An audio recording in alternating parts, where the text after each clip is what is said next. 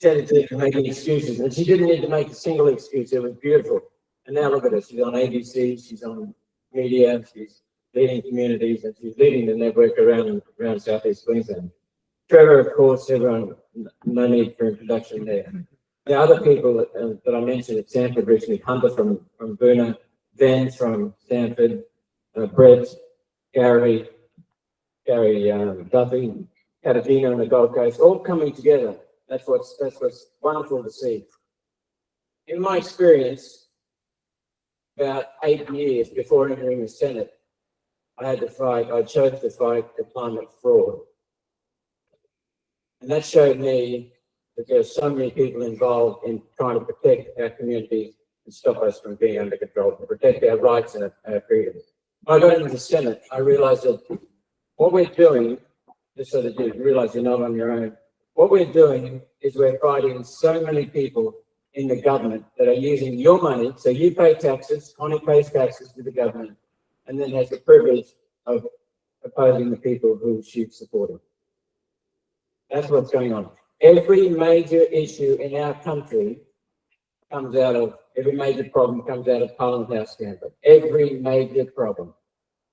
The government is not representing you, not serving you. The government is trying to control both parties, Labor and Liberal. And Jim, I forgot to mention Jim. Jim has done some marvellous work. When did we meet, Jim? Probably. That all. Seems like a long time ago. But Jim is doing some marvellous work in biosecurity. But what's striking is how people have come together. And always when people come together, there are conflicts. But I see very few conflicts in the groups around Southeast Queensland because you've got a common enemy now. So the teamwork has been really marvellous. It's all voluntary. Who's being paid? No one. No one. The real issue here is not fire ants. The real issue is democracy, preserving democracy. We're actually clawing it back. And property rights. Jim's been involved in property rights. I've been involved in property rights for well over a decade. There's another major issue, and that's the children. The children are the future of this country, future of this planet, and their lives are being sacrificed right now. And I don't just mean by poison being dropped out of helicopters into rainwater tanks, roofs, and children drinking that. I don't mean pets dying. I don't mean the children actually suffering themselves so ill, but their whole future. So what drives your movement is one word: care. Care for humans, care for the future. I've seen people with a variety of feelings across the last few years. Well, actually, we've been since 2016 on this fire ant issue. Feelings from anger, fear, sadness, hurt, disappointment, complete frustration and hopelessness. Why? Because you're needing to be heard. There's no sense that the government or the people making decisions are listening to you at all. You're needing trust, you're needing truth, you're needing honesty, you're needing support, you're needing freedom. Just to get on with your lives. You just want to be left alone, correct? Yeah. That's it.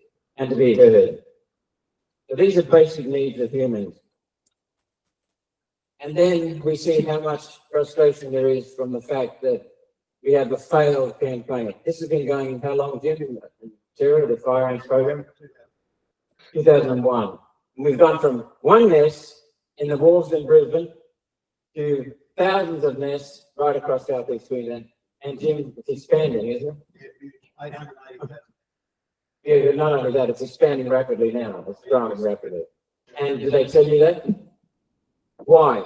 Why don't they tell you the truth? Because it's all about money and control. So that's why.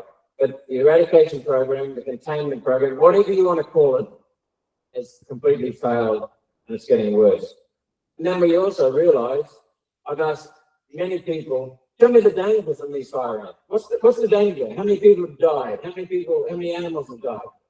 All I've heard, and all of the hundreds of people I've asked is, well, I've heard of some sheep, some lambs being inconvenienced, being agitated. That's it. Then we learn about Texas and Florida, where the fire ants are, and we find that there's not that much going on. Yeah. You just have to learn to live with them. And then we realise that groups in the community are not chasing fire ants. You've got no opposition to fire ants, have you? You'll remove fire ants. You're hoping to do that. You've got no opposition to that. You haven't got no opposition to it, Sarah. But what you want is just to be able to live peacefully. And Trevor's developed a way of treating, other people in the world have developed ways of treating fire ants. And if you just left alone and left to treat the fire ants where they are, then you actually solve the problem. That'd be right, Jim? Instead, what we see is helicopters dropping poisons out of the sky in areas and valleys like Sanford where there are no bloody fire ants. It just doesn't make sense until you realise the core issue is money. Having an eradication program, the states contribute, right?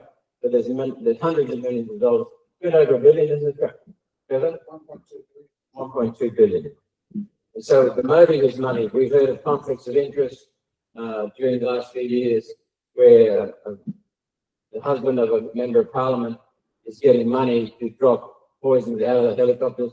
The same person supplies the poison. So Hugh will talk more about those kinds of things in a minute.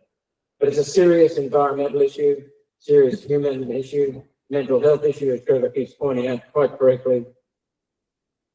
It's also a property rights issue, and there's nothing more fundamental to democracy and individual initiative and responsibility and freedom and property rights. There's also a fundamental legal issue.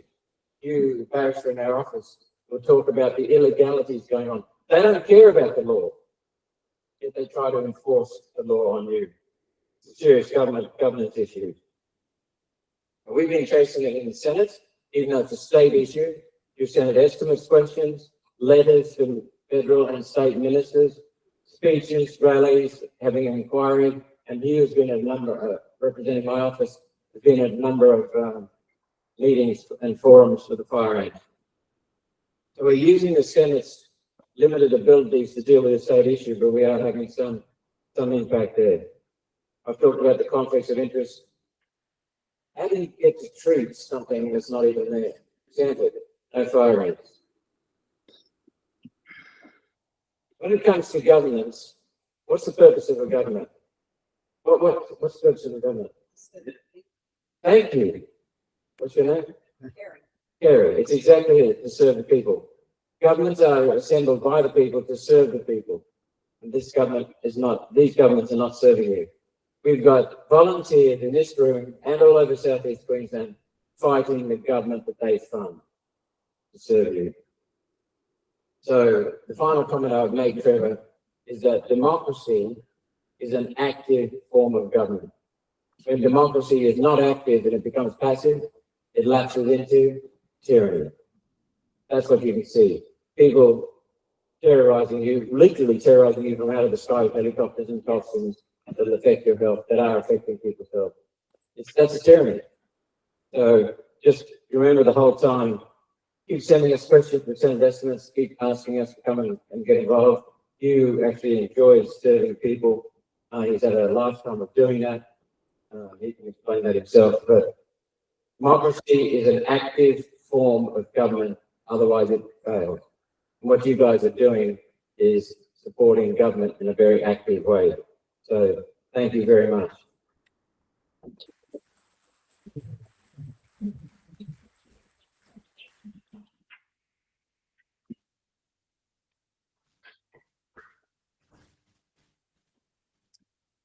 It's Senator Malcolm. The other thing too, I think, beneficial to suggest is that the sovereignty, that the government representing the sovereignty of the people does so that the social contract, that it governs the benefit of the people as well, and in the best interest of the people. And I feel at the moment it's not doing that. So thanks very much for your contributions today, Malcolm, and as always, I appreciate your support. It's a bit hard to talk on here and do the slides, so I'll just grab the other one.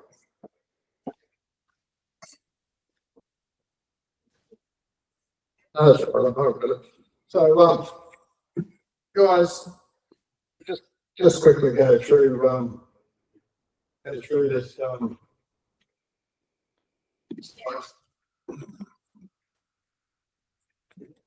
So yeah, I'm Trevor Hall.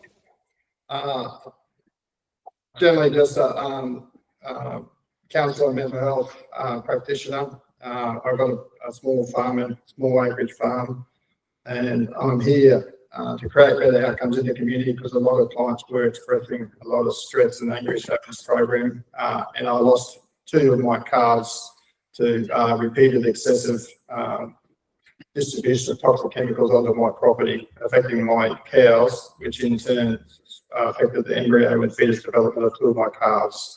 Tiffany's out there. She's campaigning for the brothers that she'll never get to spend any time with, and we can go and see her a bit later on. We've got a guest speaker, Jim Wilmot. He's going to go through some biosecurity stuff with us. And Sarah Maguire, she's going to talk about what's been going on in Sanford. And we've got guest speaker David Lowe. He's logging on the internet. He's down there in Melbourne. He's going to talk about pesticide reduction and benefits and that on that. Then we've got Dr. Connie Turney talking about APVMA permits. And that's what we want to do. So basically, the schedule is just a basic introduction, Jim Wilmot, and also we're just going to have a look at the AAT website and look at the major documents of the campaign. And we're going to go to Sanford with Sarah Maguire and the police arrest. We'll just have a bit of a talk through Dr. Joshua King's open letter and Pesticide Australia's open letter. And then we'll just get some insight from David Lowe, and then Connie can talk about their permits. And then you can it's going to talk about some reasonable excuses and some legal perspectives on the program. As Malcolm said, he's part of the Malcolm Roberts' office there, and action steps that we're doing. Malcolm thought he'd first come first, so we've already done that, so that's cool. So with that, Jim, you're up.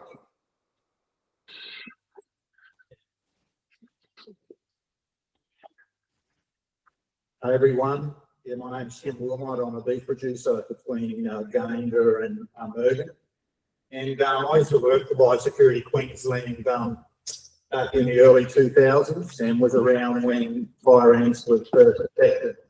I'll just briefly run through. I might be going over some old ground for people, but they were first detected in 2001 at the Port of Brisbane, but look, when they did trace back, they've been there for up to 10 to 15 years prior to that, and the initial coverage was about 40,000 hectares, so that had already spread quite an area since first detection. They came in, we think, from shipping containers from South America, but we can't be exactly sure. So then we started with an eradication program managed by the state government through a national biosecurity arrangements where all the states and territories, including Queensland, that were at about 10%.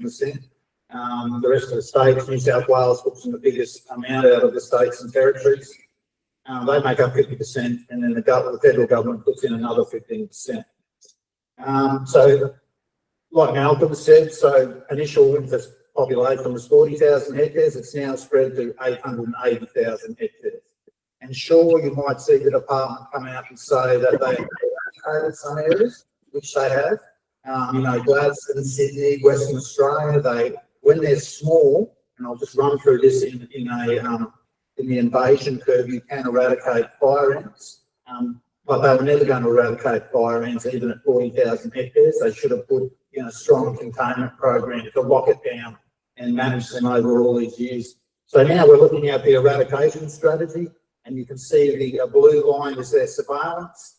The red line is at the 10-kilometre deep eradication zone. And what they're doing is trying to, they call it the horseshoe, they're trying to push that infestation in and think they're going to eradicate it. And there's very high density populations down in the southern part where a lot of the housing development has been. But that's the overall strategy. And as you know, there's still some out Goldie got in the housing development, not Goldie, sorry, Hopi Air Base, and at the Highlands in Toowoomba. They've recently found some in North Arm, the Wollumbar, and Warrell in New South Wales. So this is the most important thing that I want you to focus on here. It's called the Pecker curve. So you've got prevention, eradication, containment, massive protection. Up the vertical axis, you've got area occupied. Along the bottom axis, you've got time. So what we really want to do with pests, and this goes right across whatever pest species that you're going to focus on, fire ants, it can be anything, is to keep it out. And really, we should have, that's why we need strong national and state biosecurity systems to try and keep this stuff out. And that's why we need to pour as much money as in, because the return on investment is high. Just considering what that's been saying, fire ants now, 1.2 billion. And so, but once it does get in, we need to jump on it as quick as we can, because again, you get the highest return on investment. Sadly, the department think that it's still eradicatable in that zone. But really, you can't say 880,000 hectares is a small area.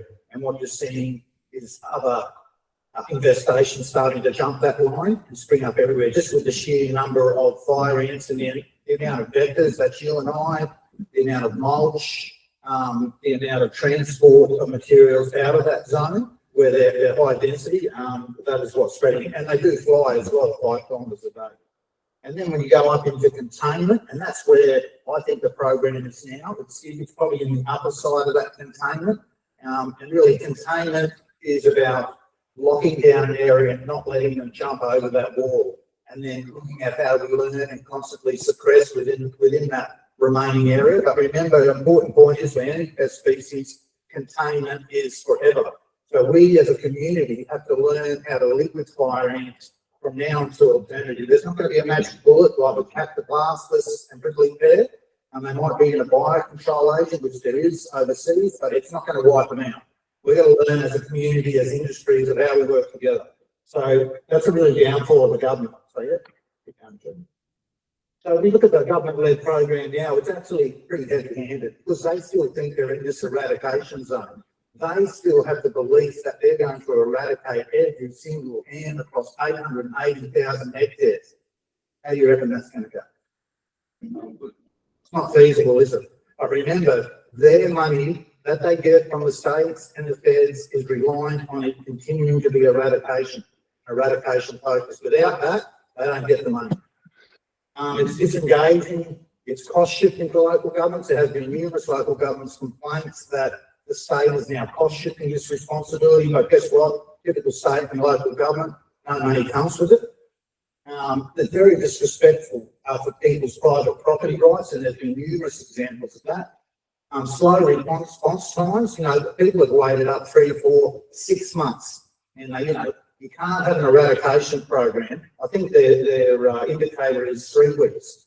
Maybe it should be 2 to 3 days if you're getting serious about eradication of a pest. The overall lack of transparency. They always talk about how much bait they've put out, how many properties they've actually treated, but you never hear about the outcome, what percentage are they getting towards the eradication of that species. They never want to talk about that, because that's the key measurable in an eradication program. Yeah?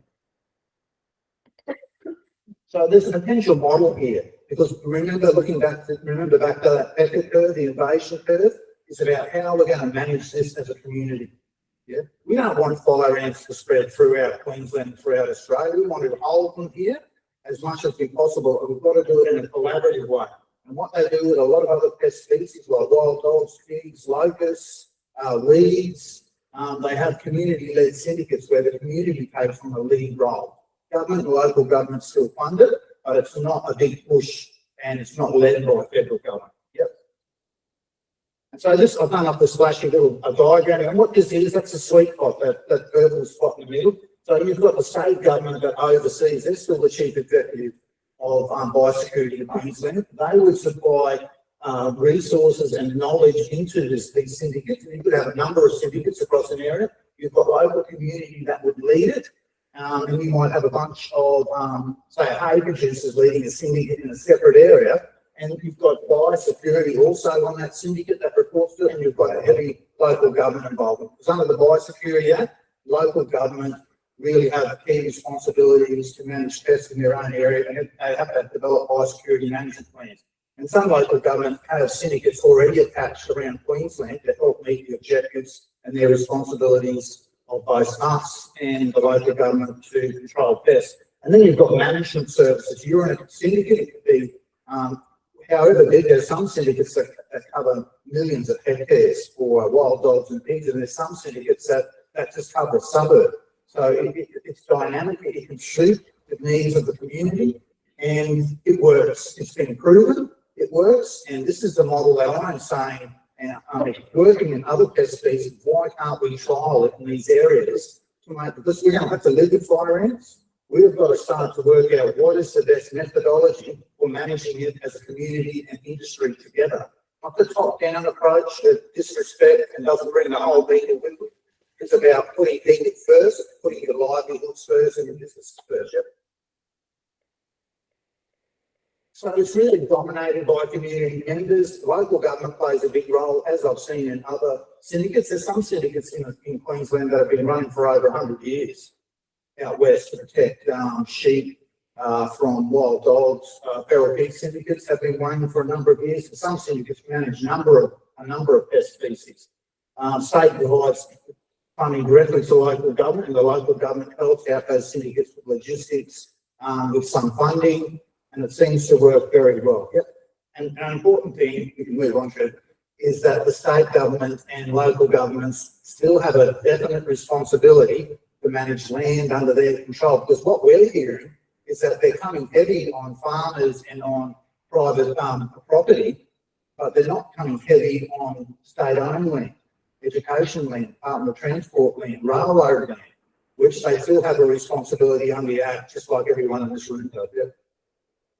Okay. So it's about using local knowledge, like in this community here, in the Sanford community, there's an informal community network, and that's how you'll see you get the best communication. People know what's going on, and that's what syndicates do. They use that established informal network to actually make things happen. There has to be a bit of formality. You might have to have a community champion, which would be paid, some administration support to put the whole thing together. But it's not like people have to go to meetings all the time. You might just say, well, I'm part of the syndicate, but to manage my place, I'm just going to call, say, Trevor into this machine because I don't like chemicals.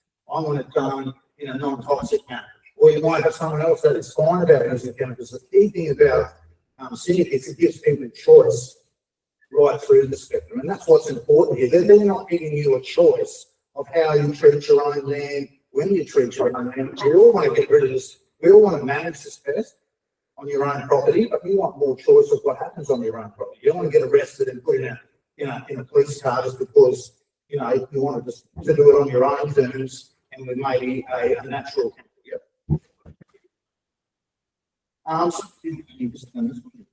Sorry. So the cost efficiency. What in my experience over 30 years in biosecurity management, government wastes a lot of money. Yeah, does that surprise you? Bureaucracy costs a lot of money. And remember, it's not their money, it's our money. Where you've got people like with a lot of farmers that they don't get paid every week by the government. They have to manage their farm and their income. And when these things are forced on them, it actually costs a lot of their time and it costs a lot of their profit to do that. And so it's about community can do it cheaper and more effective. And what happens, you get more buy-in because you get more ownership. When you're there driving yourself with your mates and as a community, still with help from government, but only some seed funding, you get the better outcomes. I've seen it over and over again. You get better buy-in. And that's actually a principle under biosecurity, is that it's all about increasing ownership of the community to the pest issue and partnering and collaboration. I don't think there's much partnering and collaboration happening here. Yep. Social cohesion. See, we've got a broad spectrum. Look at people in this room that don't want to have anything to do with chemical. And that's fine. And there's people at the other end that use chemical, they might use chemical on their farms, but what it does, it's culturally sensitive. And that's the way it should be. And that's where I was getting that choice spectrum again. Everyone agrees that they want to treat fire ants, but they want a choice of how they do it. In America, they have things where neighbourhoods treat all at the same time.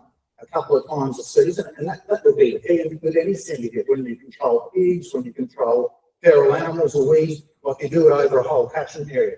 Okay, so there's no gaps in it. So that's the key function of syndicates as well. Yep. And it helps meet your regulation. We've all got to, and the government loves to say this, we've all got a biosecurity responsibility.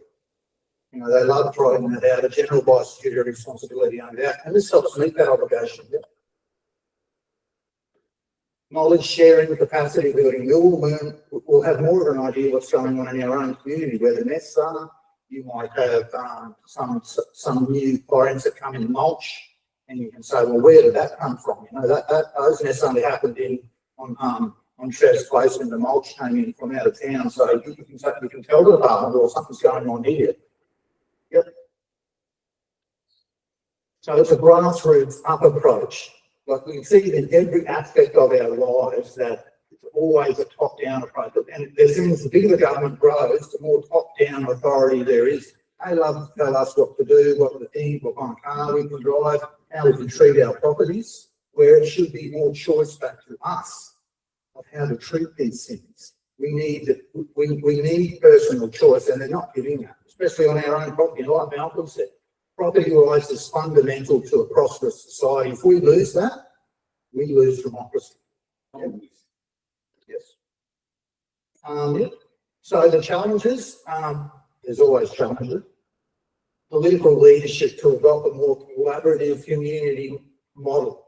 So it's driven from like what we're doing now, like a more top-down authoritarian approach, to more bottom-up community collaboration and partnership. And that can, remember, it can be a bunch of producers, beef producers, hay producers, have your own syndicate where the government just kicks off. They're meeting all the requirements, but then it's given to them. There's some trust and some respect. And state government let go of some of that money, because, they want to grab that money. They're all like handing out responsibility, but they don't like getting any money attached to it. Give some seed money out. And the government used to have programs where they used to give seed money out to community for the development of syndicates to help local governments go in a certain direction. That's proactive pest management instead of reactive. And acceptance by this is what it's going to take, like from a state level and even a federal level. There needs to be an acceptance that we're never going to eradicate fire. They need to accept that. Stop talking about eradication outside the main bubble. Sure, eradicate them where there's isolated infestations, because we know that is possible. But within the main containment zone, let's look at a model that is going to work for us as a community from now until the next 100 years. We're never going to wipe them out. They're always going to be jumping that barrier, and we need to actually react as well. But together as a community, we should be asking our politicians, state and federal and local, that we want something different. Let's trial something different and get ready to how we're going to fire ants for the rest of our lives. Yep. That's it. Thank you very much.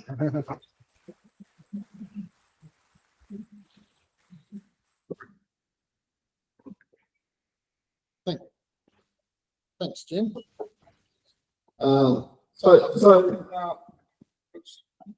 Moving on from that, and it's a real pleasure that we have listening to someone like Jim with real life experience in biosecurity. Doesn't talk about it much, but he was actually there in 2001 when they were found. So it's a real pleasure, Jim, to have you here talk about it and share your experience and knowledge with everyone about that. So moving on, obviously we've got some time constraints, so I just wanted to just have a bit of a look at the web page and some of the information that we got on it. But just bear with me, I've got to try and get the online guys up the same page as us. So let's just have a look here and see how we go.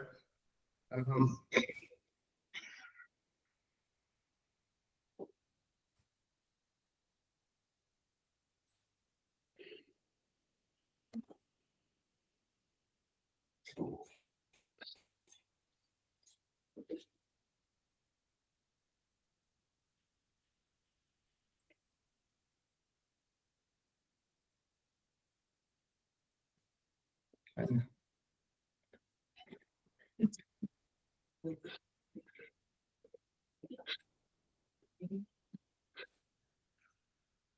So here's the website, aogpilot.com. But just if we screws, just sort of talks about there, and if you type in your email address and your email address there and press subscribe, then you become a subscriber. It talks about membership services and the values and all that sort of stuff. But scroll down to the bottom to our navigation page here. We can go to our campaigns. Currently, it's just one campaign listed. On the phone, probably hard to click that stop the eradication scam link from there. But if you click campaigns anyway, you can get to the eradication thing. So I put a lot of the resources here and what this campaign's about. We talk about, as Jim says, recognising fire ant eradication is impossible. Ending prophylactic distribution of toxic chemicals by utilising direct nest treatments, providing an alternative to chemical treatments for managing fire ants and subsidies for private property holders, utilise proven alternatives, and utilising alternatives to chemical treatments to manage fire ants in sensitive ecosystems and public use areas like playgrounds and parks, and respecting private property rights, personal individual choice, and utilising community to initiate policy change to meet these objectives. These guys aren't just going to change their mind. We've got to put pressure on them and hope they can create better outcomes. So we've got Sarah's Facebook group link there. But this is what I just want to quickly talk about, some of the most influential changes and to give people access to these documents. So the number one was the program strategic review, August 2021. So you can download that review there. Basically, it's a pretty long document and takes a lot of time, but the review gave three options. Option one was elimination by 2032, option B was containment, and option C was uncontrolled spread. And obviously they chose option A. But they talk about their the chemicals that they wanted to move forward with there in their treatment approach. And they've got the summary in that there. So from that, the number two document obviously is the National Fire and Eradication Program's response. So they had a response to that. And again, it's a pretty big document and you can download it there. But in summary, there's 27 recommendations made for the National Fire and Eradication Program to enhance its effectiveness. They adopted 17 of them in full, partially adopted 5, noted 2, considered 1 not applicable, and did not adopt 2 recommendations. And it talks about that there. And as everyone knows, option A was the way they went. So we went through there. So then that created the number 3 most influential document is the 2023-2027 response plan. That's what we're on now. In response to that strategic review in 2021. So you can download that plan there as well. So some of the most common documents that they refer to is this number 4, the Australian Institute done a costing, and they went all the suburbs and that, and they made assumptions like 30% of people are going to get hit by fire ants, and like that. 3% are going to have problems and 0.3% will die or something like that. And it's going to cost all this money. And that's some of the costings that they use to justify their current approach. So you can have a look at that there. I won't go through it now, but there's a conclusion that there. Again, it's another document. We're just trying to empower people with all this information so you can see it for yourselves. So number 5 is Sanford contamination correspondence. So obviously Sarah and Guy organised some water tests, paid for out of their own money, sent it off to Glorious Water. She'll talk about that a bit later on next. And also there was a Department of Environment confirmation letter that they contaminated Sanford area accidentally. Obviously, number 6 is Dr. Joshua King's open letter of concern and supporting documents. So that's available for people to download.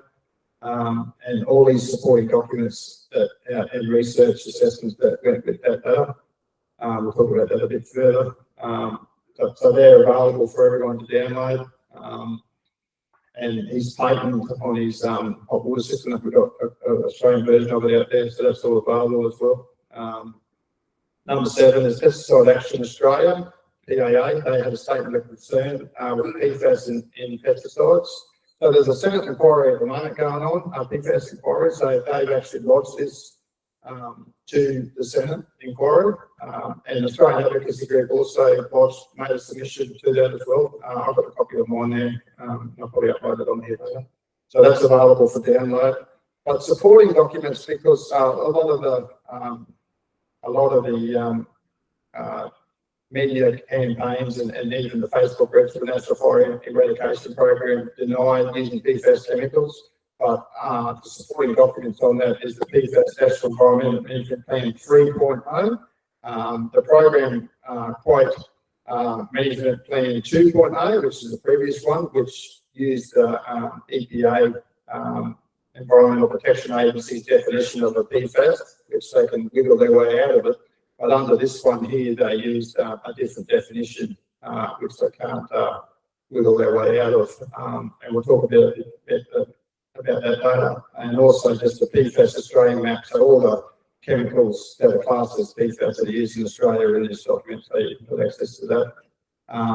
Number 8 is permit safety VMA permits at the moment. So they're all available here, and this morning we'll probably talk about how they're changing all the time. So you've got to make sure that you're getting the up-to-date ones. We'll try and keep that up to date as much as possible, and Connie will talk about that. And obviously the contradictions in the National Fire Eradication Program's denial use of PFAS. It's unbelievable, really. We'll talk about that a bit later. And then obviously the acts and what they're using, the Biosecurity Act 2014, the Environmental Act, Human Rights Act, they're also the Disability Act, they're breaching, as Malcolm said earlier, they're just breaching everything, they don't care about anything, it doesn't matter. They'll breach anything in their agenda.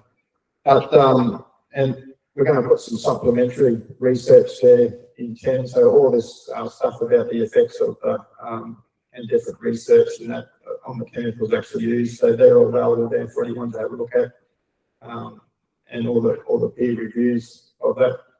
And here's Jim speaking at Sanford. We're at Fernvale today, Jim, by the way. We're not in Sanford, we're at Fernvale today. Jim's a little bit lost, but this is him when he spoke at Sanford the other day, and that's a full video uploaded if you want to delve into his presentation there. So that's pretty good. But I want to move forward and just to bring to people's attention what happened at Flying Fox, if you don't know. So I just want to play this video for everybody. You're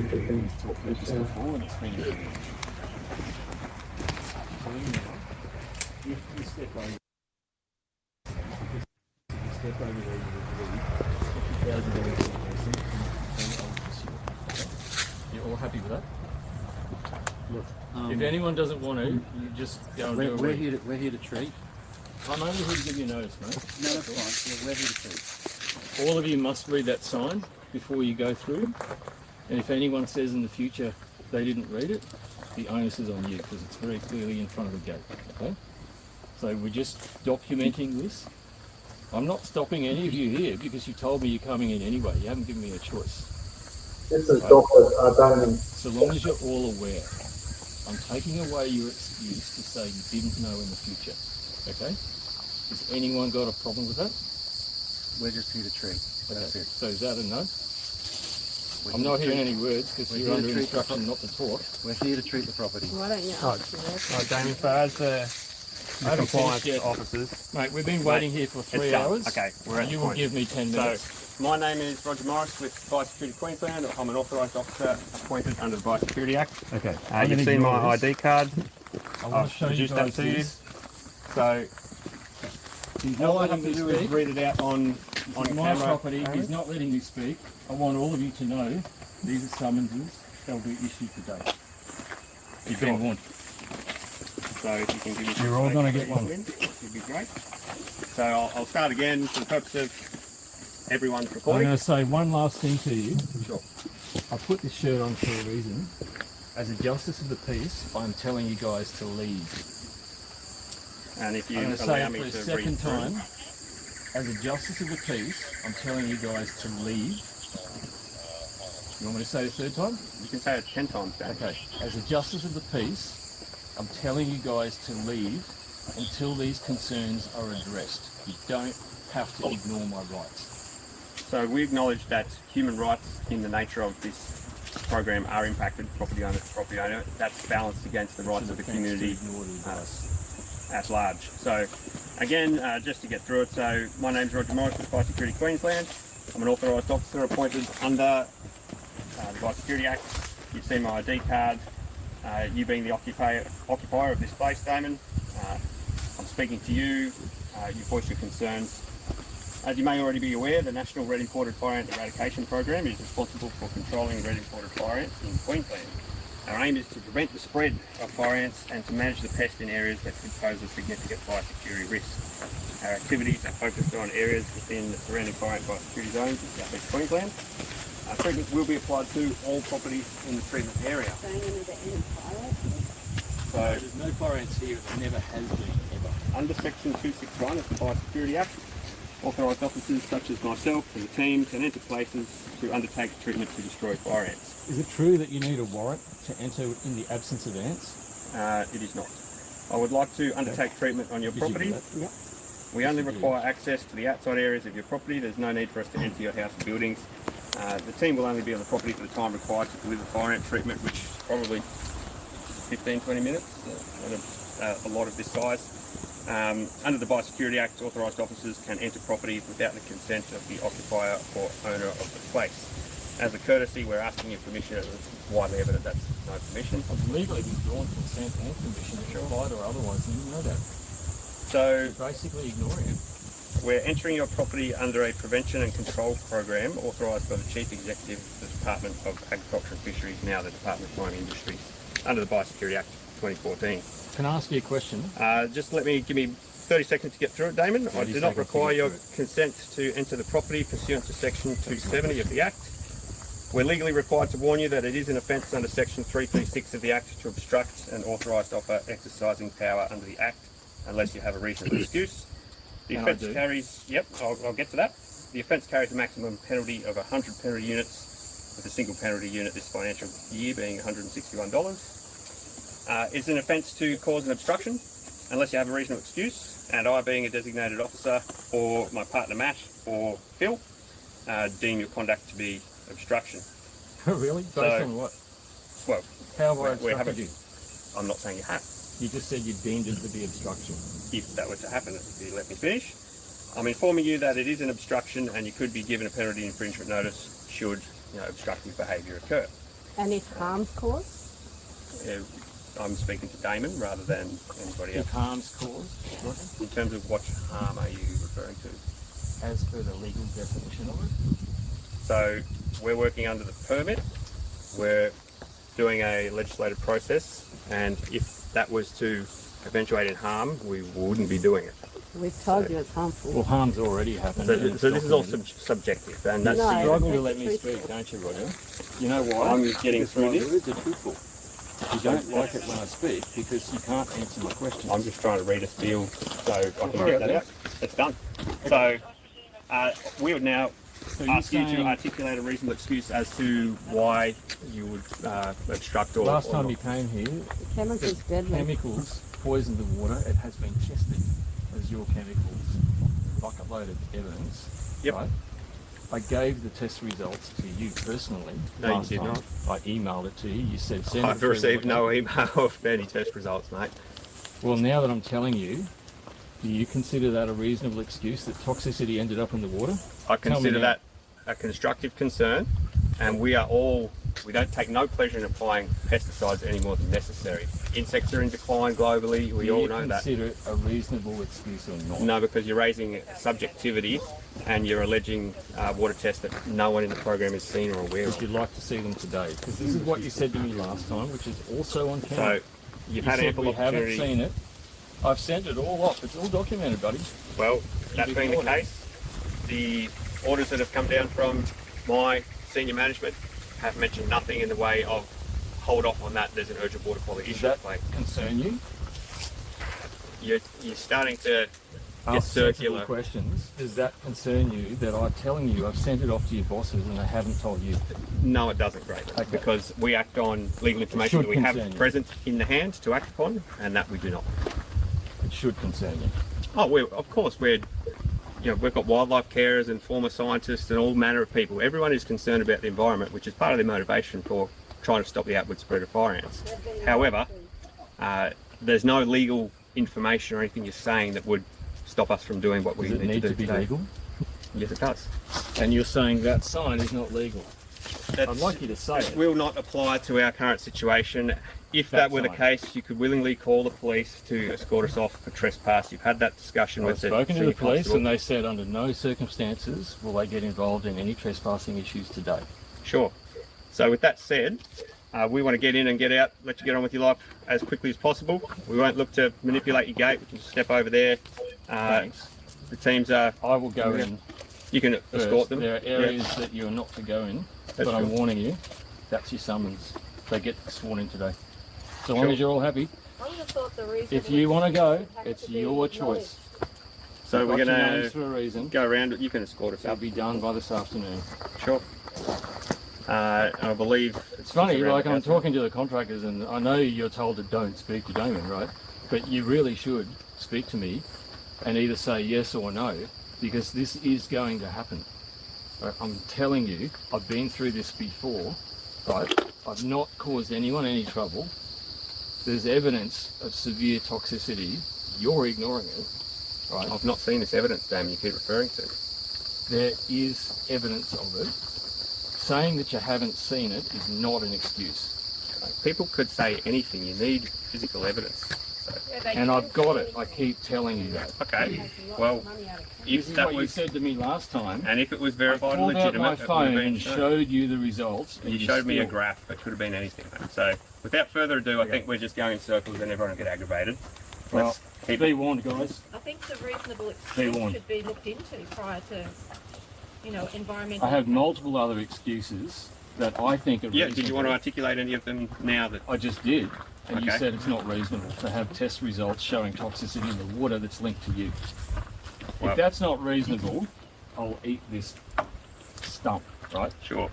So So, you're telling me anyone could have showed you the graph, this is not You're basically necessarily ignoring my my concerns. perception, but I'm going off what the program is accepting as reasonable excuse. An alleged water test and a photo on a One for each screen of of you a guys. graph. No one will be accepting any paperwork from you, Dame. You So- don't have to, buddy. Without further ado, Lindsay, we're going to just go up and... The judge had to acknowledge a reasonable excuse that these Yeah, people don't yeah. have the qualifications. did you want to... You're also Show us. ignoring the advice of the JP, and that is an offence. I'm not telling you to do anything wrong. I'm asking you to leave until this matter is discussed, and it is an offence to ignore the advice of the judge. Just as it is a police. I was going to invite Damon to sort of lead us up there. It's his place. Did you want to sort of show us the areas that you're not keen on, etc., Damon? It's your place. It's not... I mean, we'll step over, but we want you to go first. Yeah, well, you can step over first, because I'm going Sure. through the gate. You're Right. not. What's the grid there, guys?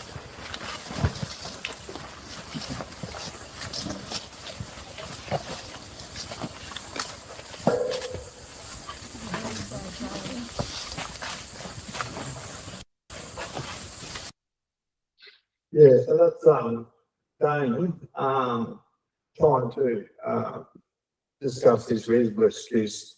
Obviously, Damon didn't want to, obstruct the officers and he was just gonna let them do whatever they were going to do. But he just was trying to, see how it would go, trying to get a reasonable excuse. These guys know no reasonable excuse, they don't accept any reasonable excuse, and their agenda is to poison 100% of properties regardless. So that's what happened, and ironically on the same day, that's where Sarah was incented facing people that were arresting that day. So I'll just try and go back to this presentation here.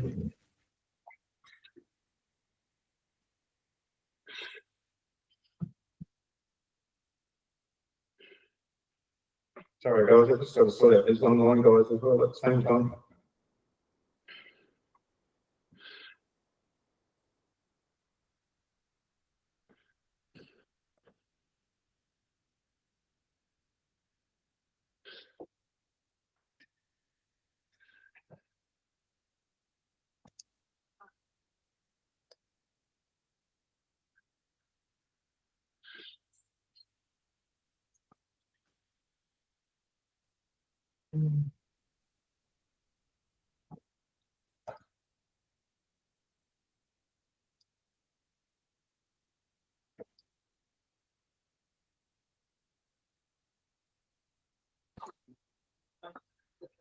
Hang on, just give me a second. Sorry. Yeah, well, I'll just get Sarah up anyway, and she can start working through some of the stuff. That might be should work, Sarah. Thanks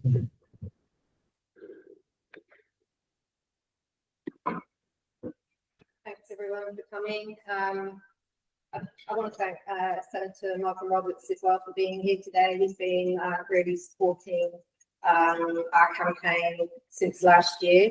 And I also want to say thank you to Jim Wilmot as well, who's been inviting me to do talks with him about this issue. And Jim has been doing property rights, but he's also he's also a Libertarian candidate as well in this upcoming election. So we need more people like Jim and Malcolm who will be standing up for our property rights. So yeah, I've got involved in this last year because these helicopters came to Fernvale Valley one morning, and we're all just wondering what on earth is going on. You know, we live in a peaceful valley, we've got pristine waterways, and literally one of my friends is ringing me up on acreage and saying, these helicopters just sweeping backwards and forwards all over the South Pine River. I did put up this slide initially, the first one, just that one quickly, because in the 1 year that I've been looking into this fire ant scam, this was the original horseshoe in 23-24, and just in 1 year it has grown to this monstrosity here. And as you can see, we have outbreaks of Oakey, Sunshine Coast. They're not even showing the ones in Ballina, Byron Bay. So in 1 year, with all this poisoning going on, they haven't contained them, they've grown. So yeah, we'll just go to that video of what happened in Sanford.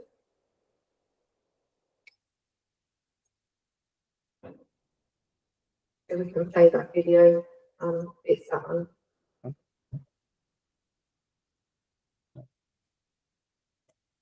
Should have a link. Right. Hang on.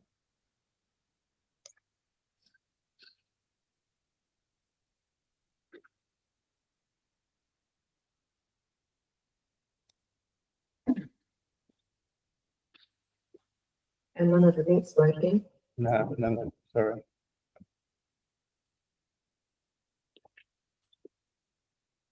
Do you have it's going to be a bit of a problem with the arrest. Yeah. Have you got some? We can go back to the original ones or what? They're on the YouTube channel. YouTube channel. Okay. Yeah, and shorts. Okay, we'll go on the YouTube channel. Well, you don't need to necessarily see that video. Basically, my friend's there with her little girl, and these helicopters are just sweeping backwards and forwards. Her husband was actually in the paddock at the time as they were dropping the baits. He ended up with severe skin irritation, red eyes, respiratory issues. Obviously, her little girl's there. They've got livestock in that paddock.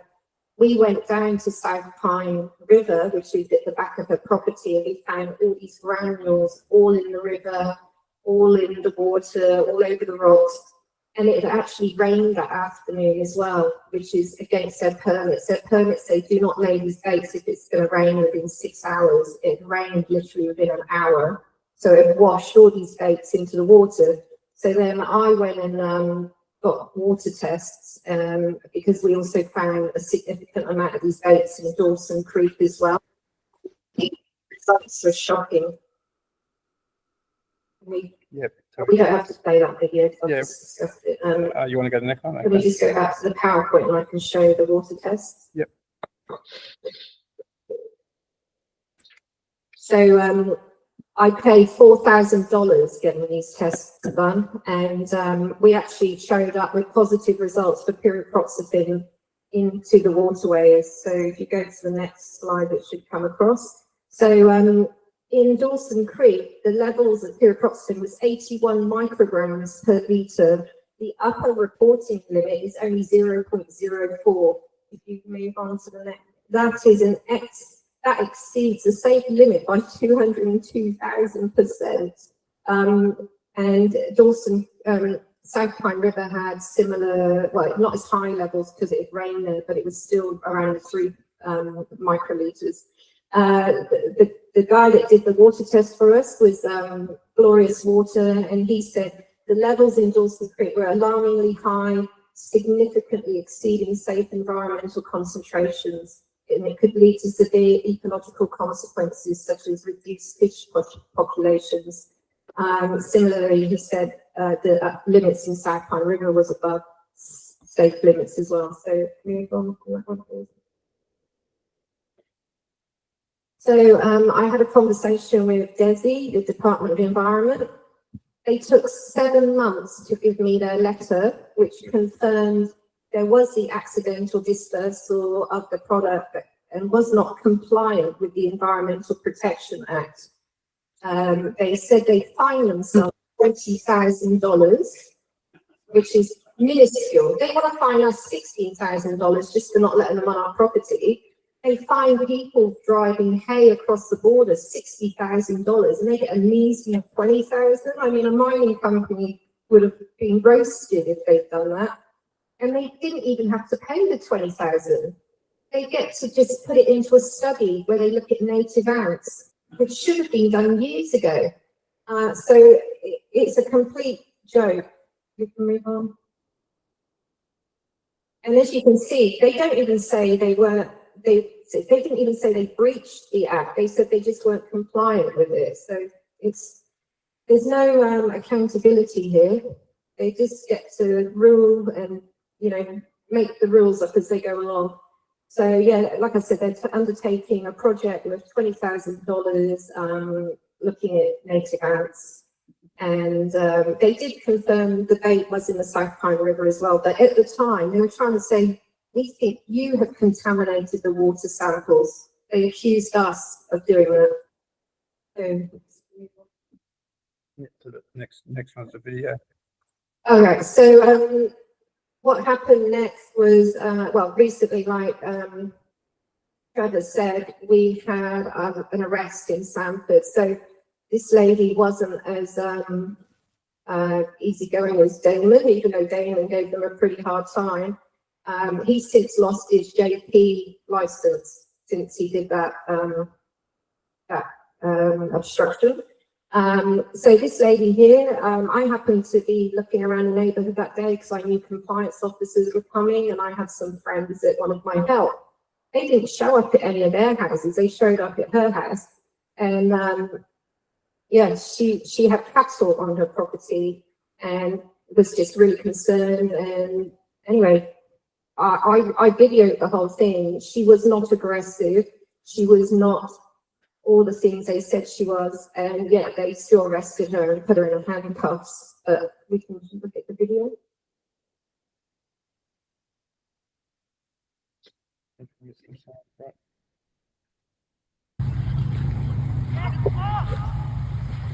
Poisoning these lands whilst there are cattle on it.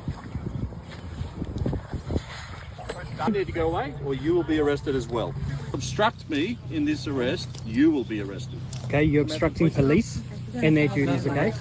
Please don't. She's not complying. We've given her direction to comply. She's obstructed them. She's obstructing us now. And I'm asking here, who has the authority to deem that excuse reasonable?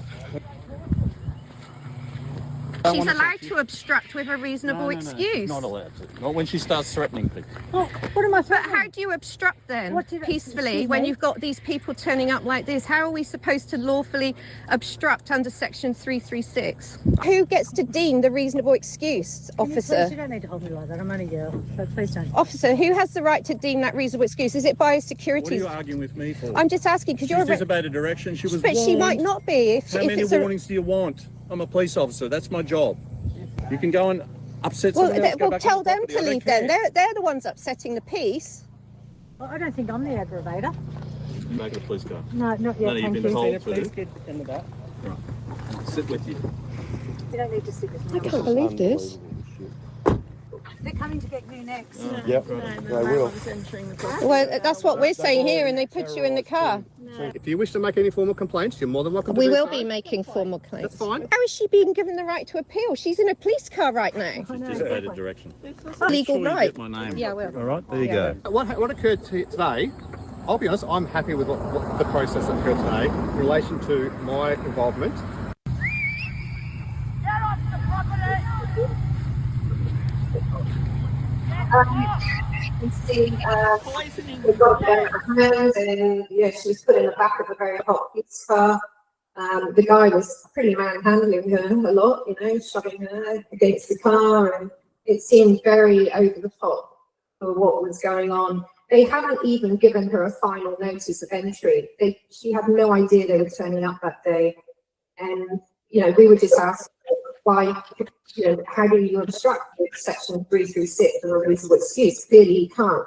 You either get arrested or you just let them on. There doesn't seem to be any in-between option here. And interestingly, they actually arrested her under the police Powers and Responsibility Act, which was obstructing a police officer, not under the Biosecurity Act, which is section 336. Which is obstructing a biosecurity officer. So we're still not quite sure how that's come about, but we are taking it to court, and we've got a top criminal lawyer who's defending her, and my group, Fire and Treatment Alternatives, are paying all her legal costs. So we're doing a big crowdfunding at the moment to help support her, because if they're doing this for her, they're going to do this for other people. So shortly after that, a current affair contacted me and said, we're interested in the story. And so they came out to Sanford a couple of weeks after that, and we managed to get a very big gathering of people who gave their stories. And a current affair did a fairly okay job in terms of showing our side of the story, but of course they always showed the other side, which you know, it's always going to be like that. Have you got the... Yeah, it's unavailable at the moment, sir. Go on, sorry. Okay, well, you might have seen this. Did anyone here not see a current affair with that? Okay, it's on our Facebook page. That was only just the introduction to it. Yeah, happy to move on. We don't have to show it through. So yeah, like I said, I've been campaigning for almost a year now, trying to get people awareness that they are not eradicating fire ants. This is all about the money. They only get the funding if they call it eradication. 90% of that 1.5 billion that they've almost spent is from federal and Commonwealth and other states. So I've got a number of concerns which are all probably going to be spoken about with other people, but one thing that is important is the organic farming notices. They've changed the notices on organic farms to allow this chemical product on the produce only 3 weeks from harvesting. Prior to this program, it was 12 months. So nothing is sacred here anymore. They can just change the rules. But yeah, I'm just campaigning every day at the moment and trying to raise funds to support the legal costs, and yeah, just hopefully people can speak to each other, speak to your neighbours. The only way we're going to stop this is with people power. We're not going to stop it any other way. So we're encouraging neighbourhoods to gather together, and when these people come to town, just gather at the properties, film them. We're allowed to legally film them, and just don't make it that easy for them, because if we object, that messes with their KPIs. They need less than 1% of us objecting. So are you going to talk about the objection letters, Trevor? Yeah. So Trevor will talk about that. Thank you. I've got some no trespass signs and no poison zone signs for sale if anybody wants them, but thanks for listening.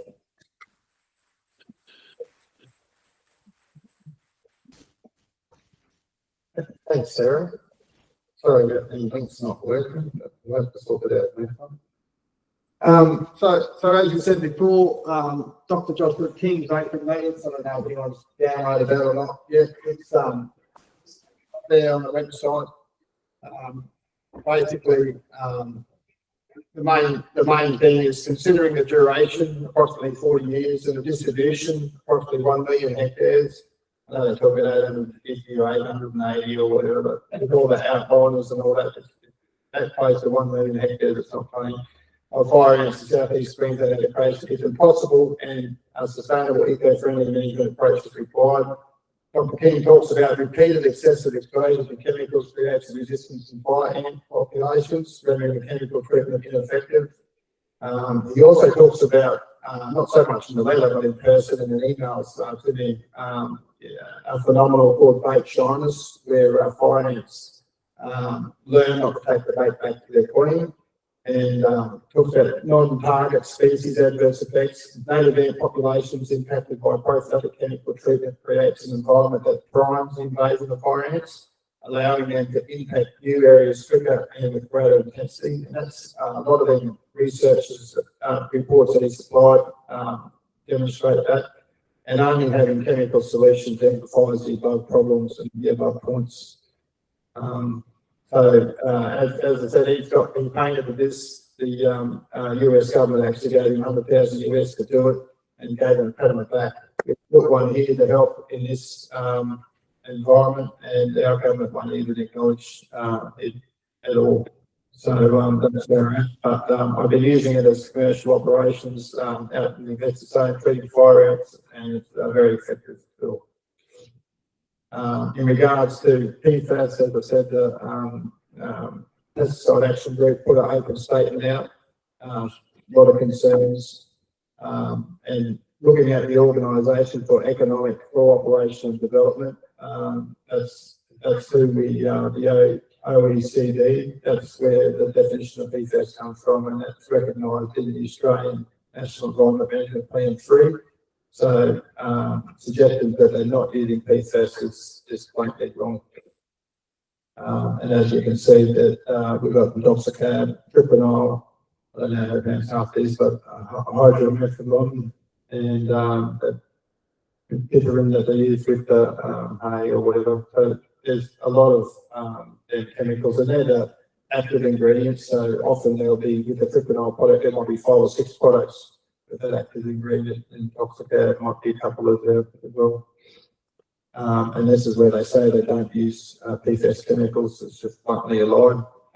And they talk about the adverse effects of these chemicals in a report in 2003 on their own research. Just to thing. So we've got David Lowe online. We'll see how we go get him talk about that a little bit.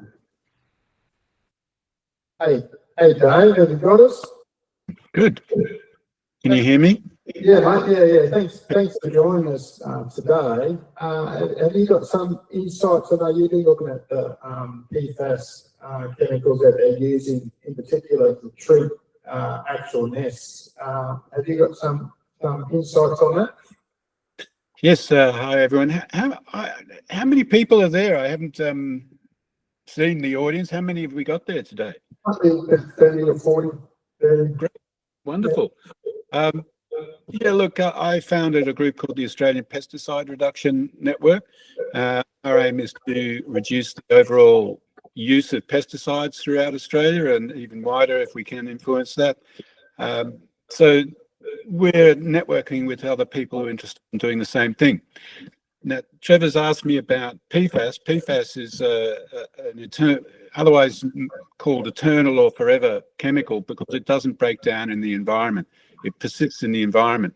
Indoxacarb and fipronil are both classed as PFAS chemicals. So they don't break down and they go into the water table, go into the rivers, they go into the atmosphere, they permeate Queensland and they don't break down. The problem with that is that they influence the biodiversity, but also humans. They accumulate in humans, which is the most concerning aspect of PFAS, is that they accumulate in the fatty body parts of humans and give cancers and other health problems, heart conditions and so on. So each year we are putting more and more of these substances into the environment through various other sources. They're in cosmetics and so on, but pesticides is a major source. About 30 to 40% of the pesticides being used in Australia contain a fluorinated molecule, which means that they're a PFAS-related chemical. Okay, I've been asked to cover that. Any questions on that? Yeah, the one thing that's been a common thread, Dave, lately is about fire ant rafting. The talk about since the cyclone Alfred hit southeast Queensland, there's been a lot of flooding events and a lot of water running over the land and obviously into the thing. But the biggest media concern about that is fire ant rafting. But I just wanted to get your insights on your thoughts about the effects of these events that would have a washing all them chemicals into the waterway. Have you got any thoughts on that? Yeah, well, the first thought, of course, is that it was completely irresistible for the media who covered it extremely widely because it ticked all their boxes. But yeah, the research on it indicates that the rafting insects are not going to be transported very far, and it'd be only a localized thing. So it's actually more about whipping up fear and outrage in the community to support further funding to the program. That's my thought on it. The other thing about I could go the other way and say, well, if we accept the arguments of the AMP program that these rafting insects are going to spread all over the place, then we have to accept that containment is a complete failure, which is actually one of the things I'd like to discuss and mention in relation to what I'd like to cover, perhaps if I can cover that. I want to loop back to, is that okay if I covered that sufficiently? All right, I want to loop back to Jim's slide and also something that Trevor brought up. The graph that was put on the overhead, where Jim's argument is that we should stay in a perpetual containment phase forever. I find that extremely problematic because that also means that the predominant mode of dealing with the ants will be pesticidal, and that'll mean perpetual pesticide applications forever in Queensland. Those things, as I mentioned in relation to PFAS, are steadily accumulating in your environment. So that is a recipe to further poison yourselves. Not a good idea. But it's also that paper you put up about the three options that the government examined. They examined eradication, they examined containment, and the next one they went to, which was really interesting, and I hadn't noticed it before, uncontrolled spread. Go back to the invasion curve. It's not uncontrolled spread. It's actually something else. It's called asset management. That's where you go to. And what is asset management? Asset management is a focus on minimizing the impact on biodiversity, agriculture, infrastructure, and I would add human beings. Yeah. So what are you doing in a containment program? You're not poisoning into perpetuity. You're figuring out how do we protect the things that we want to protect without harming ourselves in the process. Okay, so I guess there's also some other issues that are difficult about community. I used to be an senior invasive species officer in Victoria, and yeah, I'm familiar with the community model. There's various problems with it. Not everybody finds joining a group to kill ants exciting. I mean, we'd like everyone to get excited about that, but not everyone does. Also, you have some people who get excited about killing ants and others who couldn't give a stuff. And how does the community handle that? That's another thing. Also, the money that those groups need to exist and be facilitated comes from a dominated point of view. What I mean by that is the government policy is to kill the ants, and we are wanting to use these preferred methods, which are poison. We want to poison the ants. Okay, so you actually have to move to asset protection, which is where Trevor's machine comes in and so on. If there is an ant infestation that's causing a lot of problem, by all means, we use a non-toxic method to manage that. Okay. You don't need to spread poisons everywhere to do that. But I want to come back to this. What I'm picking up is there's an agreement, which is my background's also in communication, which I call a euphemism. And when we say treat ants, what do we mean by treat ant? We mean poison, kill. You know, use poisons, kill the ants. And several people have brought up that everyone has agreed that that's our objective, is to kill all the ants. Now, I want to check the room on this. Is that everyone's understanding of what we're doing? Well, kill the ants. Let me ask them, who here thinks that we should kill every single ant? No. Yeah. No one's thinking that we should kill everyone. I think when Jim was talking, he was talking about at the moment he felt that it was in a containment sort of area. It hadn't quite moved over to that asset management now. And what you're talking about, I feel, is the next level up where it is gone and moved out. Because like you said, it is containment is forever. And I think Jim said that himself as well, yeah. Well, yes, it's still being tossed around a bit. And Sarah brought it up as well. She said containment's failed. And I agree. There is no way to contain these ants. There's just too many ways that they'll evade you. So what are you going to do in that situation? And that's what I'm trying to get a feel for. What's the future that this get together see for ant treatment, management, living coexistence? What is the future you see yourselves moving into? Is there a consensus on that? Well, that's what we're talking about. I think ultimately, from my experience treating the fire ants, that they haven't caused any of the farmers any harm. They're living with them and managing them simply as to stop the ant infestation. Because when they first invade an area, they're quite intense in their distribution, so they're very close to each other. So you might get 5 or 10 nests really close together or whatever, but as time goes on, and as some of the native ants go back into it, then the area will only have like 1 fire ant nest per 50 to 200 metres squared. So it won't be so bad. But at the moment, it's quite extreme at the invasion front. But talking to them and from the experience in America and some of these other countries is that will settle down and nature will find a balance somewhere in the middle, and they'll end up at being about 1 fire ant nest per 50 to 200 metres squared.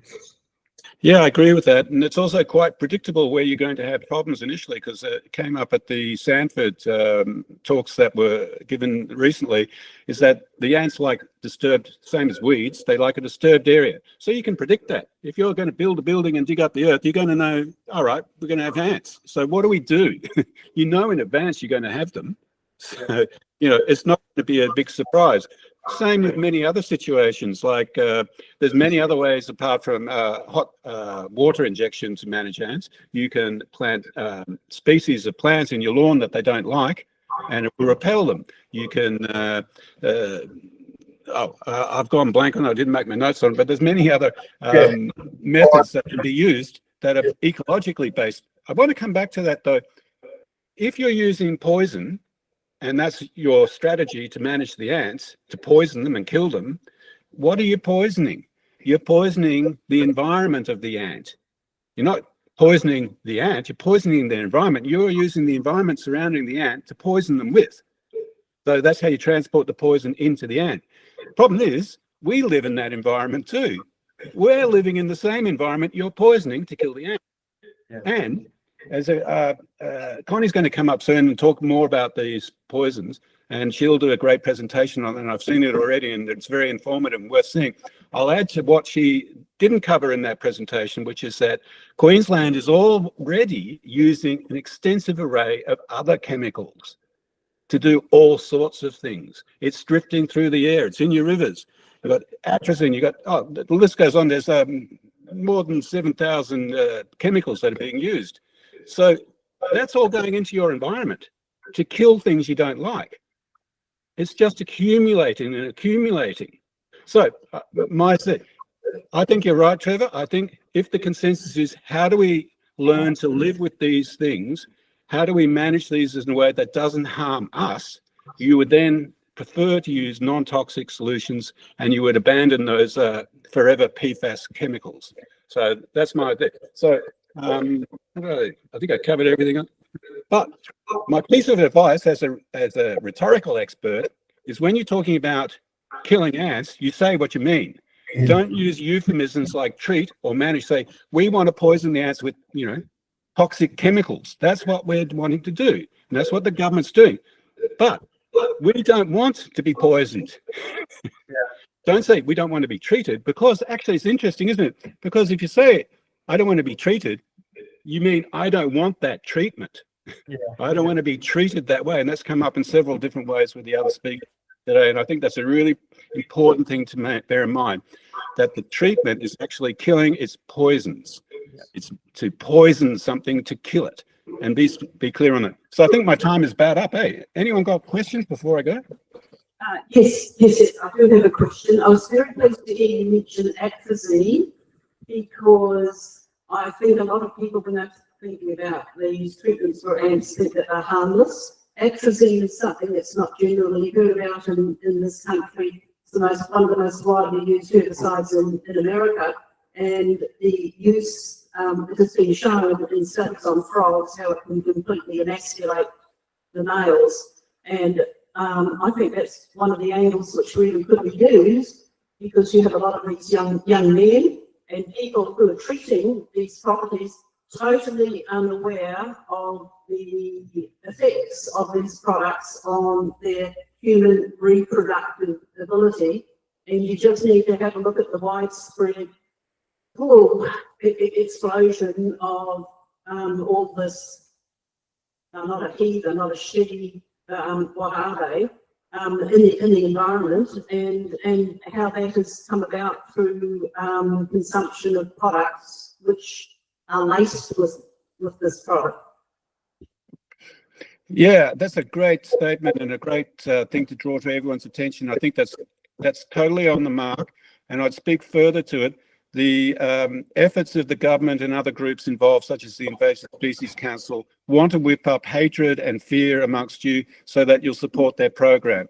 What they're saying is, we want you to spend more money on poisoning. We want you to spend more money on giving us the treatment by force. That's what their program is. So the other thing is, by whipping up all that hatred and ant fear and fear of things that are around us that crawl, other people think, well, I'll go to the shop, I'll get atrazine, I'll get these other chemicals, this cocktail, and they're going to have people applying those chemicals they can buy them in the shop, they're all legal. That's going to increase the load of pesticides going into your rivers, going all over the place in Queensland. It's a very serious situation, whipping up that amount of hatred with no strategy, no management, no health monitoring of the adverse effects on the community of that increased poisoning. Great question. Excellent. Thank you for that. Just one last thing, Dave, before we let me go. PFAS regulations, is there something that's going to stop their use or coming into play soon in Australia, or have you got any idea on the future direction on some of these things? But it is a PFAS inquiry now. Yeah, that's a nice question too. I thought when I came across this that people would be alarmed by PFAS being in pesticides. I thought that would alarm people that, they're deliberately poisoning themselves and contaminating their environments for years to come. No, we believe the government, they wouldn't dare do that to us. So I was really surprised by that. So I think it's very difficult because there's so much media, so much, there's literally hundreds of thousands of people explaining to the community, you have to kill things and this is how you do it. You use these chemicals and then you'll be safe. It's very difficult for us to persuade them. That's why I go back to where what is the consensus moving forward from this group? What is the path forward for this? I'm not saying you have to answer it now, but maybe in the next forum or something, we should, toss this around. Well, where do we want to move this to in terms of a strategy that we have to be able to coexist with these ants in a way that doesn't harm us in the process? Yeah, that's great. And thanks very much for your contribution, Dave, today. I know it's, you're down there in Melbourne and it's not really, affecting your area at the moment. Actually, I'm in Orange at the moment and I got bitten by an ant today. Should I go out and kill it? Yeah. No, I just brushed it off. But no, thanks very much, and thanks for your compassion and your expertise in helping us. I know, I lean on you a lot for a lot of these issues, and I thank you very much for your contributions. You're very welcome. Thank you very much, and thank you for those great questions from the audience. They're really on the mark. No worries. Thanks, Dave.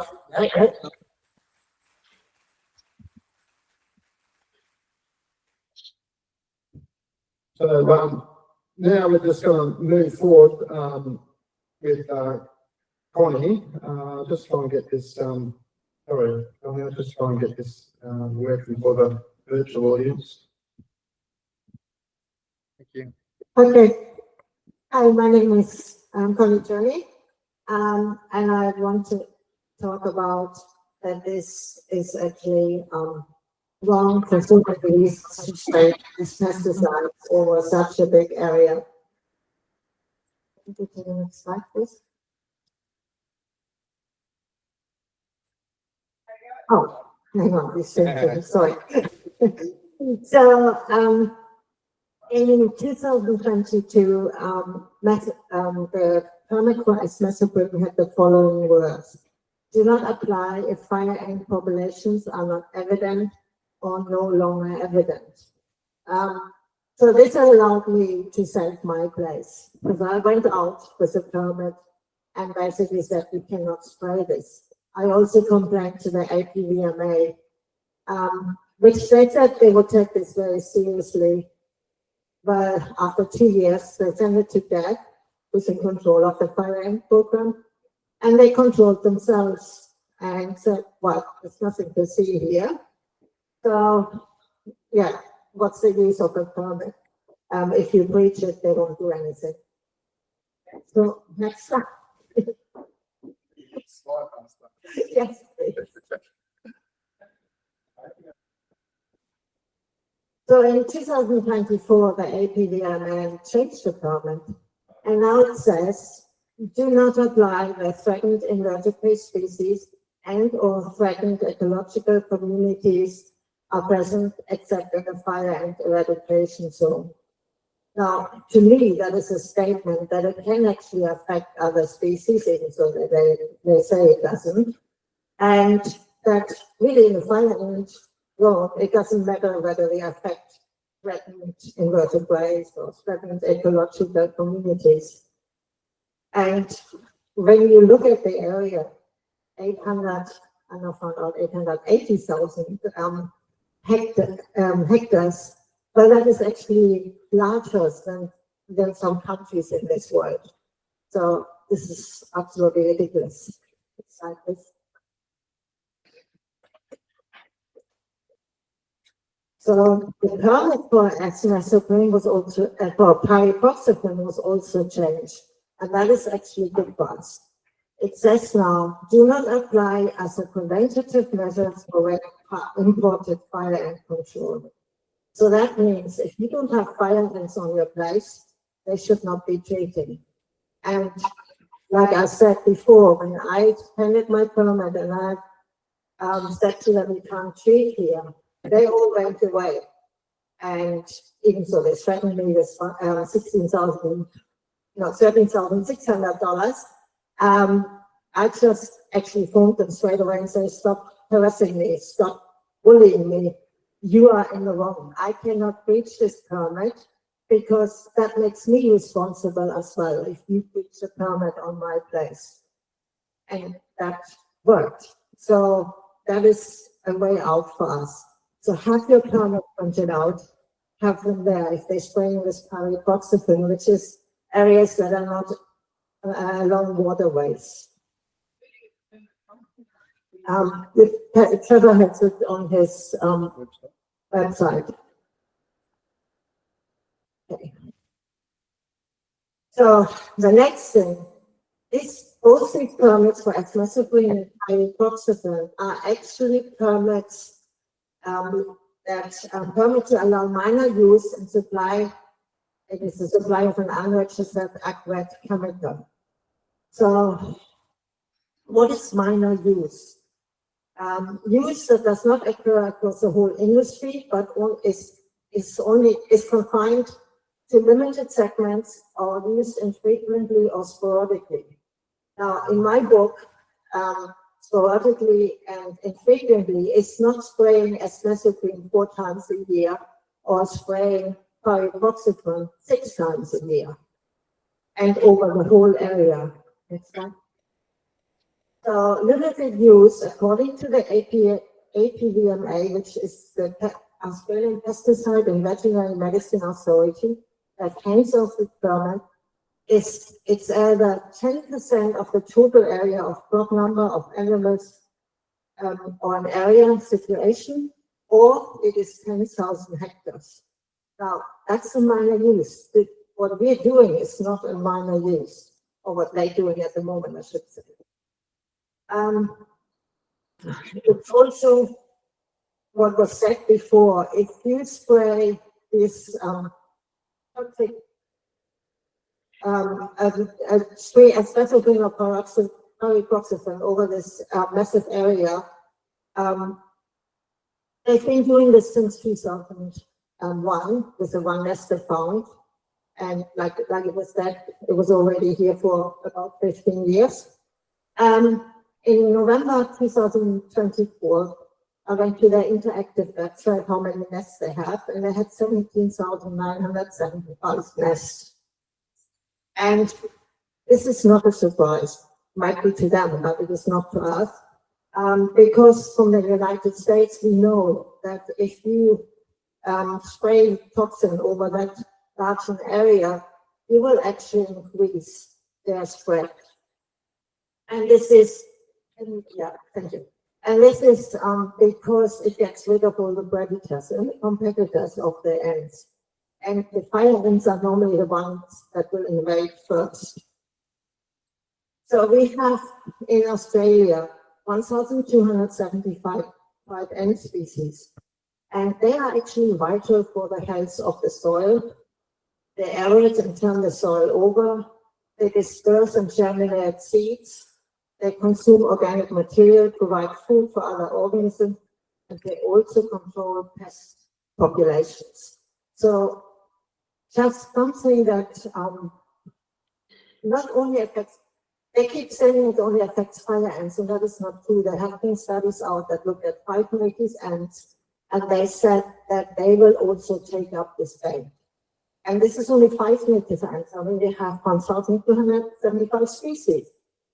So we're actually, and in the study itself, it said that they made the fire ant more susceptible, that ate more susceptible to other ant species as well, on purpose. They wanted to also, other ant species to take this up. So, I mean, this, yeah, it's just ridiculous to say it only kills the fire ants. And what are we killing when we're spraying it on there if there's no fire ants? So let's look at the toxicity of this. So the fire ant is a juvenile insect growth hormone.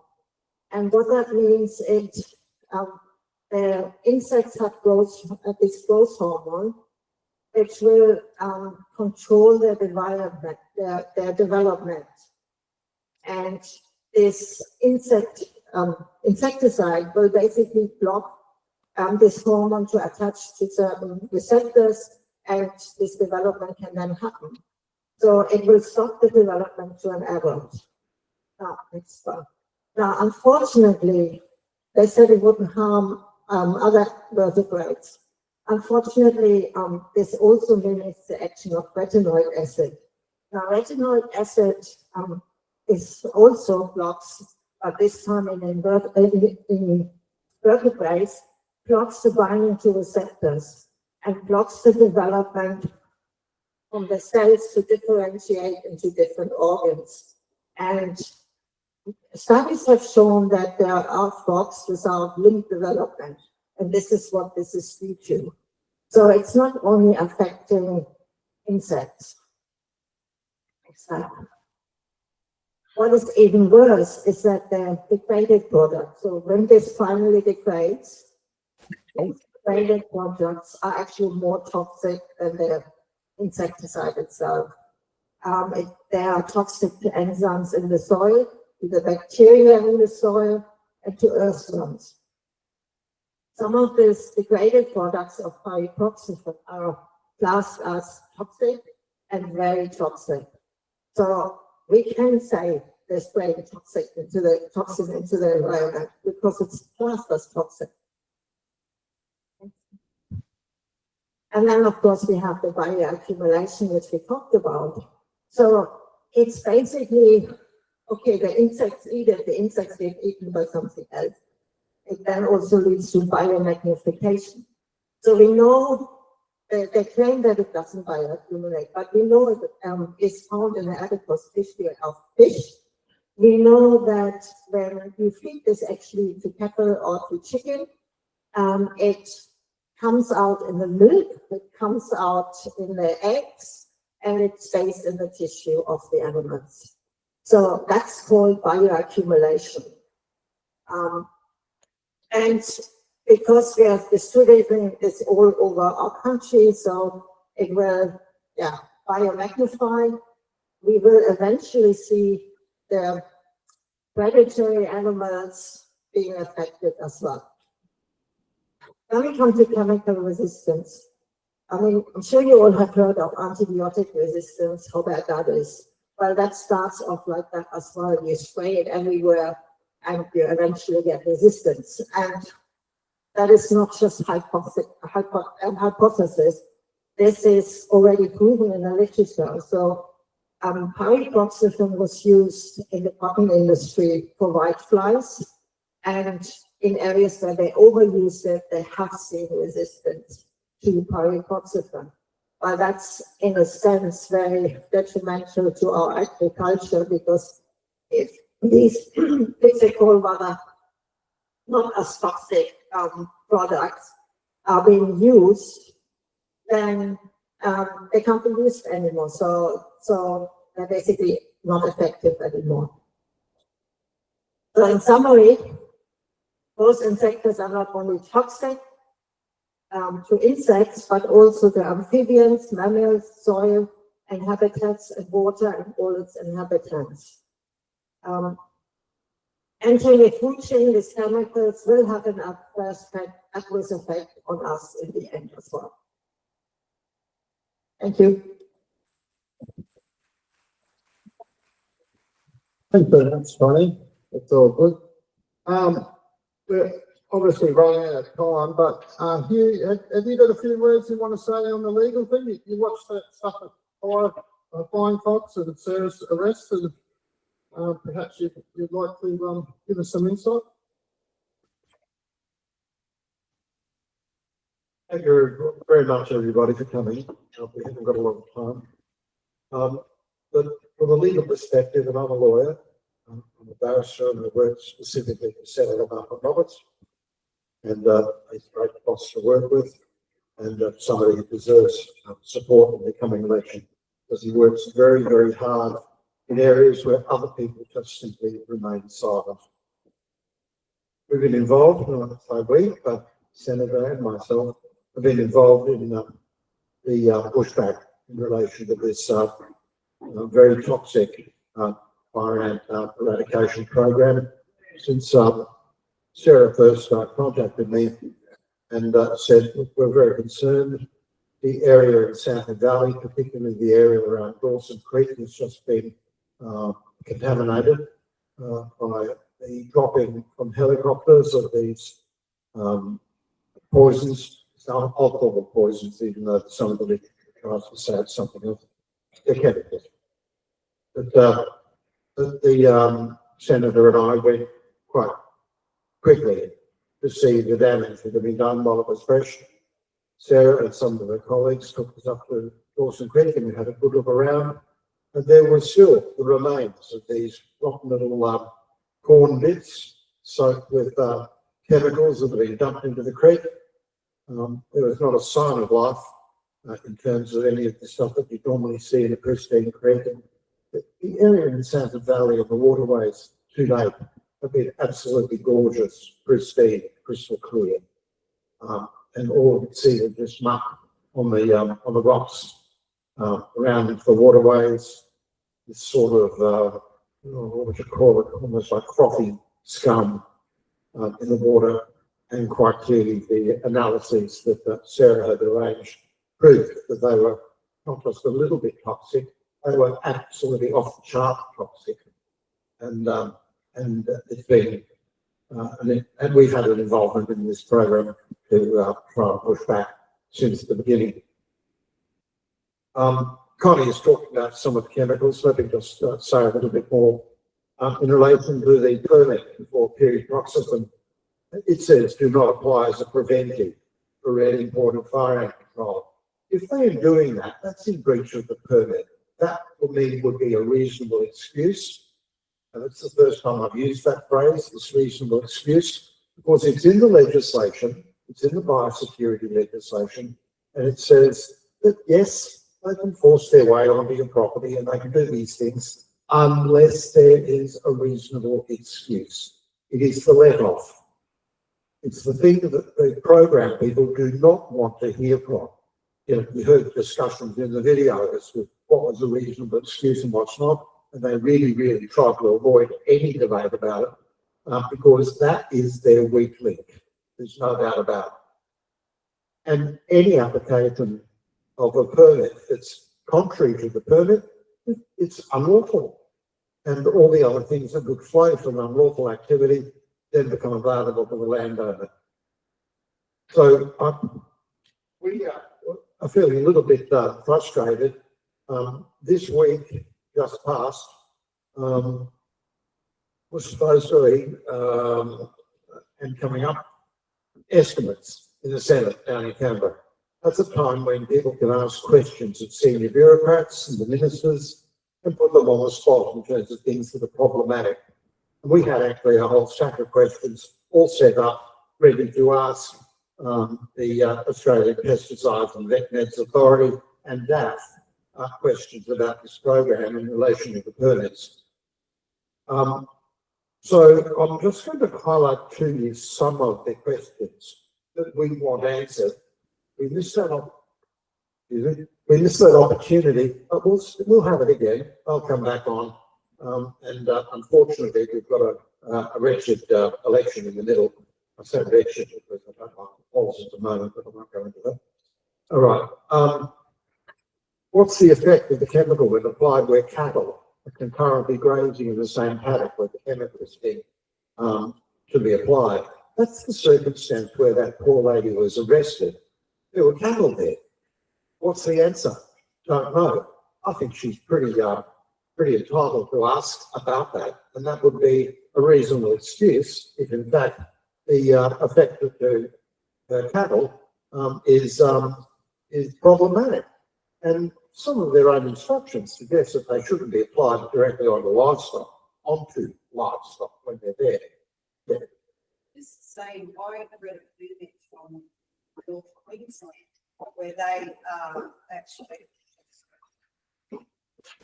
I read a permit from North Queensland where they are actually treating for crazy yellow ants and electric ants, which are apparently part of the fire ant family.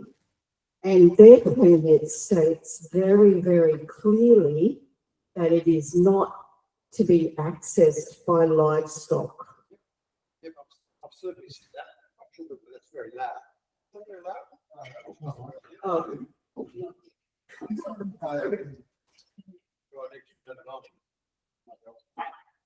How about that? Yep, that seems to be working. All right, thank you for that. I'd like to know what's the effect of the chemical to persons who have respiratory or autoimmune diseases when applied in their close proximity. Those persons may well have a reasonable excuse, particularly if they've got a letter from their doctor saying that that may be problematic, a medical student. What Australian research has been done in relation to the effects of this chemical on humans? Answer, zero.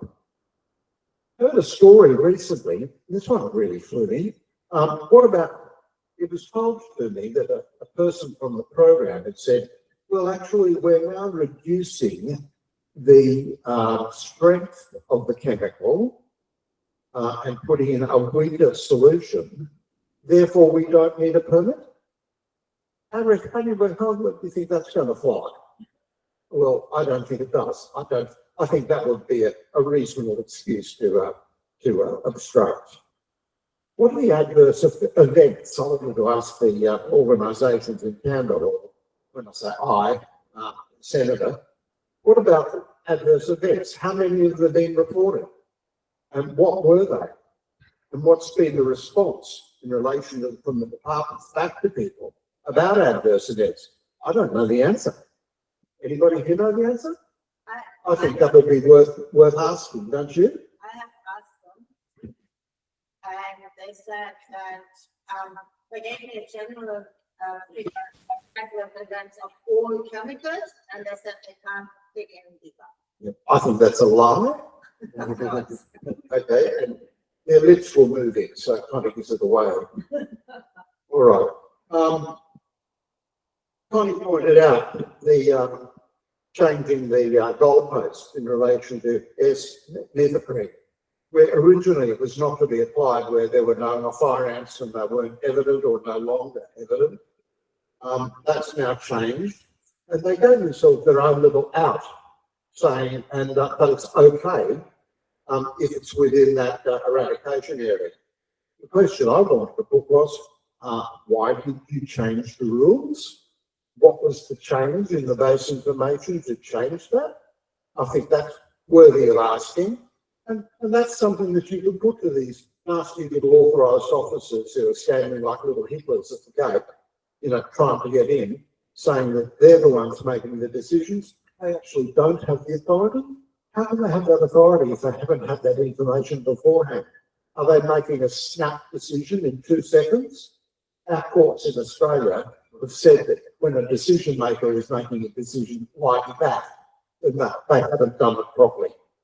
That would be yet another ground to actually go to court and raise it in court. But I'm a bit confused. I said this, if you've seen the video that was done at Sanford recently, I said there I was confused because this same permit, one relating to S-methoprene, says firstly, treatment should not be applied, or hang on, may be applied in waterways up to 1.5 metres if it's done unintentionally. Was it? Oh, hey, turn your microphone off. All right. Yet at the same time, that same permit says it goes on to say that the chemical is very, very toxic in bowl to aquatic life. So in one breath they say, oh, we can apply it into water where there's animals, and then they turn around and in the same breath say it's very toxic to aquatic life. That doesn't even make sense. Sorry. So in terms of how do you respond to these people when they turn up on their property, one of the things I don't think we've highlighted is it needs to be recorded. It's essential that any interactions with these guys, if they turn up, it needs to be recorded. You can do it off your phone, you can do it off any other device, but make sure every word preferably with video, that gets recorded, because they lie. They tell lies. They do that, they do it all the time. Secondly, it needs to be established early in the piece if they're turning up and they want to dump chemicals on your place. Which chemical are they using? Because that will be able to fine tune which types of arguments you're going to raise, whether it's with pyriproxyfen or whether it's with the ethnic, because they're slightly different, well, they're very different permits. So you need to know which one you're dealing with and how to respond in the ways that I'm talking about. Issues in relation to damage to your own health of your animals, ask what testing has been done. All of those things are reasonable things to be, to be expected, but they can talk about. It's that couple of other things I want to mention.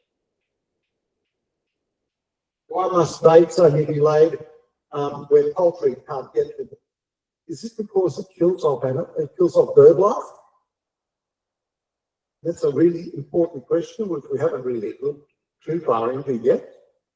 So what? I have a CSI report at home that actually states that it's feeding chickens that it causes birth defects in chickens and their eggs. If the chickens are eating the poison and lay eggs, it should never eat the eggs. Yes. Well, what about all our bush turkeys, which of course there are about a zillion in most of these beautiful little pristine pockets like Sandford down the Gold Coast. I'd love to know, okay, what does it do to them? What does it do to the other bird life or the native bird life? We know that the chemical is not very discriminatory. It's killing off all the other ants and insects as well. This is potentially disastrous. And is it safe and effective? That was a lovely phrase I used to love using. The answer is it's not very safe. And it can't be effective because it just keeps on spreading after $1 billion. And how long? Yeah, not very effective at all. Has there been any Australian environmental impact study done on this? People know the answer. It's no. What actions have been taken to prevent a repeat of the contamination of the waterways? Well, all very well saying that they're going to spend the $20,000 fine on seeing what it does to native ants. I think that goes very far. Do you?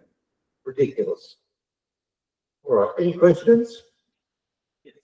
Yep.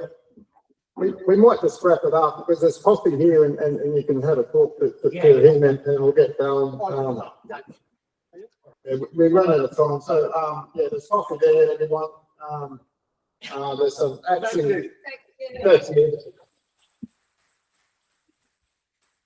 There's some action pamphlets and some other information there, but we've got coffee in that there, and we might just wrap things up here, have a cup of coffee. If you want to go and see Tiffany at the back, she's at the back. If you want to talk about this hot water machine at the back, I'm available for that as well. I'd like to thank everyone for coming. David Willett is still with us, I believe. Hey, Dave, thank you very much for your time. Pleasure. Pleasure talking to you and hearing about moving forward to the next stage of acid measurement. And like I said, we'll try and consider that how we want to move forward, and perhaps we can get you back to talk more about that in the future. Thank you very much, Dave. You're welcome. Thank you. Okay, guys, and we'll just wrap that up. Okay, thank you.